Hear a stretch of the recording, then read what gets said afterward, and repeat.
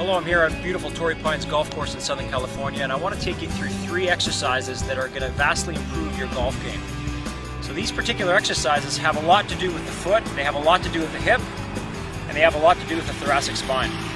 So take a look at these exercises and incorporate them into your own golf training program.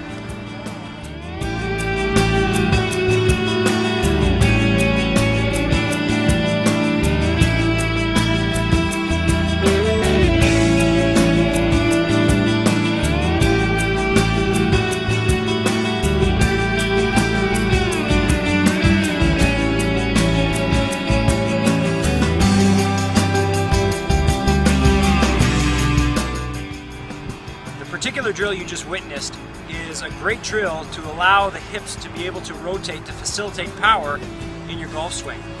It also takes pressure off the lower back, which is a big reason why people don't enjoy the game of golf. And so what we're looking for in this drill is a lot of pelvic motion at the hip joint. We're also looking at that back foot being able to spin and allow that hip to actually rotate around. So that back foot is going to be lively. And we want to see a good extension to the thoracic spine, because once we get extension in the thoracic spine, that motion is truly coupled with a little bit more rotation. So we want to look for space in the spine, we want to look for movement at the hip and movement at the foot.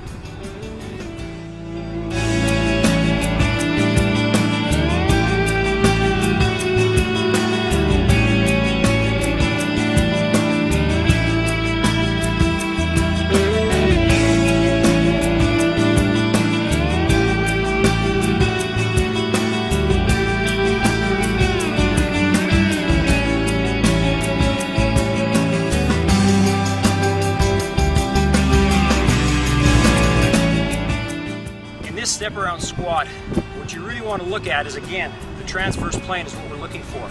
We want to convert some of that element of transverse plane ability to the game of golf. The other thing we're looking at is relative motion at the hip. So when I had the Viper and it was positioned high on my chest and I was rotating around and back, the key consideration is what effect is it having on that planted hip. So we're looking for hip rotation. And the more hip rotation we can get and that we can train and have being stable, ultimately that can transfer into that rotational element of playing golf a little bit better.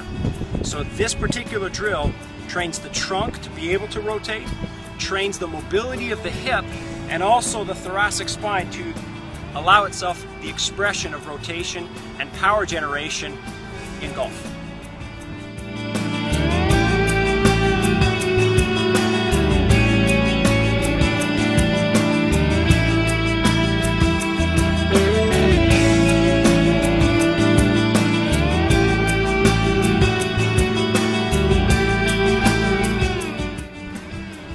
This hip mobility exercise, the frontal plane sways, is a great exercise. I love it.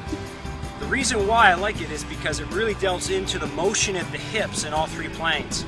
A lot of times we sit too much, and because we sit too much, we go to the golf range or we go play around a golf and our back starts to hurt.